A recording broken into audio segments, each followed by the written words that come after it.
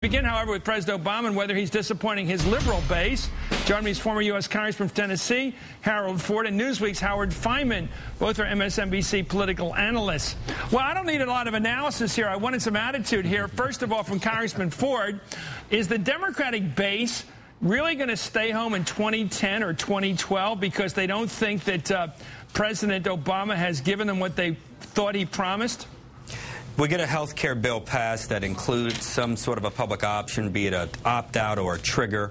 I think that desire on the part of most people who want broad reform is for a robust public option. But if you get a large-scale reform that allows for that, if the president is able to reduce our footprint in Iraq and find a medium course in Afghanistan and produces concrete results, and Chris, the most important issue, if we see jobs coming back, not only will the base come out for Democrats in 2010, but I think moderates and independents will find their way to voting for Democrats as well. The #1 number for my party, however, is jobs. If we're able to lower that unemployment number and begin creating jobs again, that's the key. So they will judge this president the way they judge all presidents, on basic performance as president, not along the lines of what agenda he fulfills. I would agree with you. Well, I was actually rephrasing what you said, Congressman. So obviously, I agree with me. myself. I was trying to quote you. I agree with myself. Let's go. Let's take a look, Howard. Before we quote you, another journalist from Newsweek, Anna Quinlan, wrote in Newsweek this week, quote, "This president promised to tackle the big stuff swiftly, decisively, and in a fashion about which he was unequivocal. The voters took him at his word a year ago for those who yearn for a progressive agenda that would change the playing field for the disenfranchised. He promised to do good. So far, he has mainly done government, which overlaps with good too little." Well, that was a play on words. Her point is that he hasn't screwed up, but he hasn't delivered on the radical, even the big agenda of change he promised. Will he be punished for that next year? Howard. Well, it's not clear yet. I agree with Congressman Ford that if the economy turns around, if health care passes, then maybe they will turn out. But right now, the problem that a liberal like Anna has, and she says in the piece, you know, I'm a liberal and I'm upset, is this. Barack Obama promised two things. He promised to change the way business is conducted here, to bring a change of, not only a change of mood, but a sweeping sense of change in the way things work, and he promised specific results on things like Guantanamo, on things like the war in Iraq, on don't ask, don't tell, the things she enumerates in there.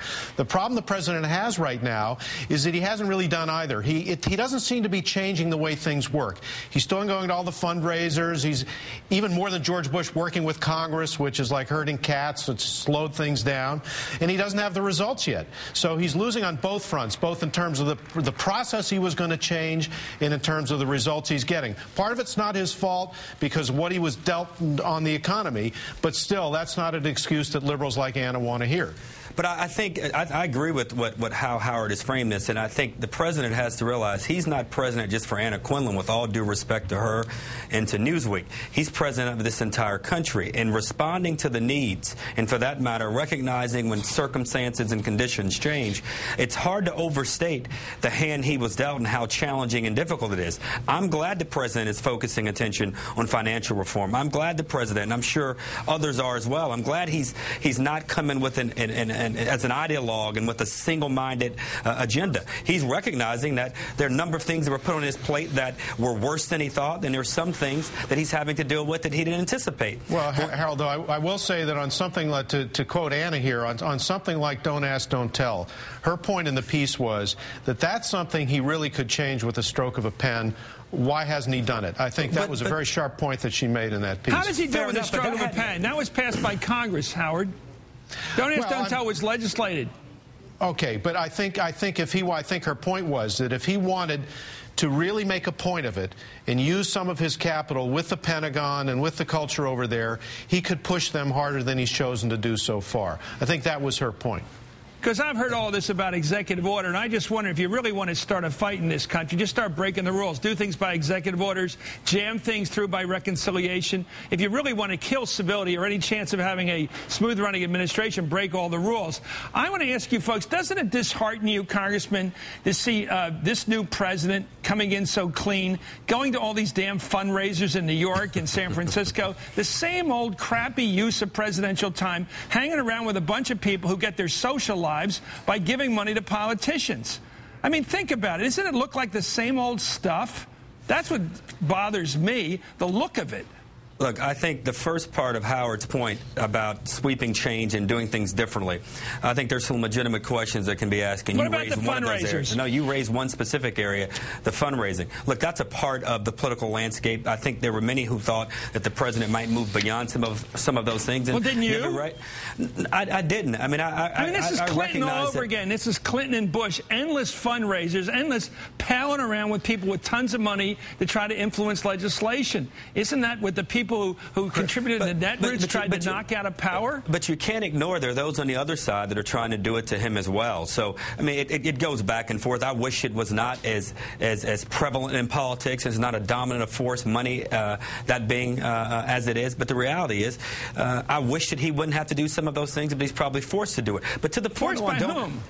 Well, I think the process in so many ways causes them to do it. Howard, let me try with you. You go out there and ask people to kick in $100 here, maybe $200 here. They struggle to give the money. They've never given money before because they believe that they will be the ones who influence the president at the netroots level. And then they see him all dressed up in black tie to these dinners in New York with the Sharpies again.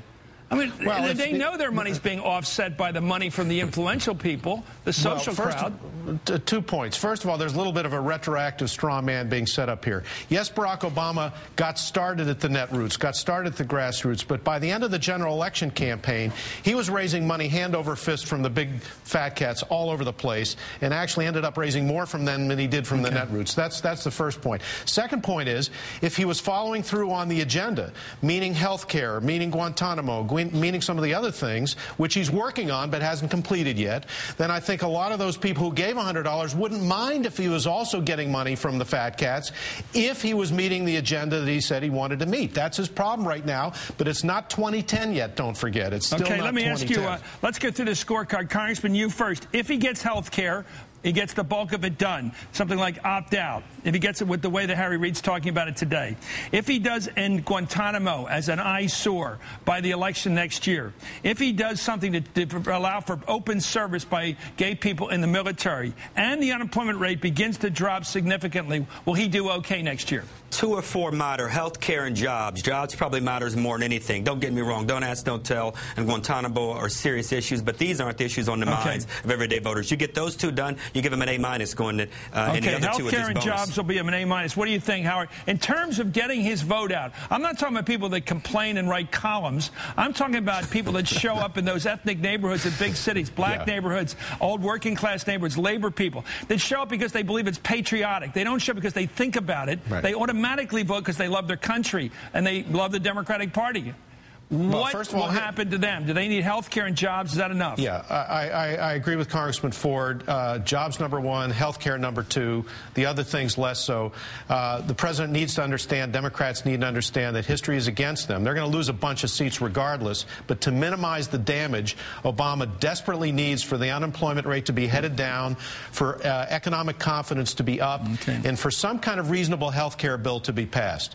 Well, that looks very good right now. Anyway, thank you, Congressman Harold Ford, our analyst, and thank you, Howard Fineman, both for showing us a tad of attitude as well.